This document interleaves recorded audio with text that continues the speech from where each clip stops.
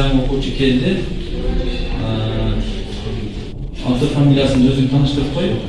Исимбекова Жумасия.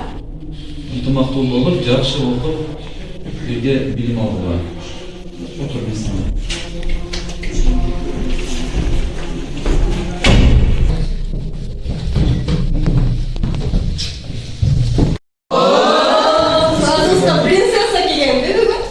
Kızlar, bugün karşısında cevap kız geldi bu. Öylece de boyun götürüp, o bizim karşısında kızı boş gözün içine oynayalım. Ola Turay Tasar. Kızlar.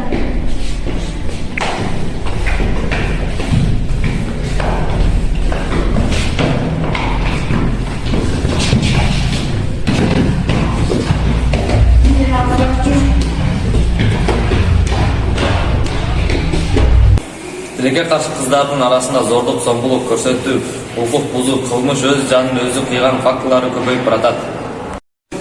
Kızlar болушок эне, алар таза, меримдүү, бир үйлөрүн башкара турган аял болушу керек.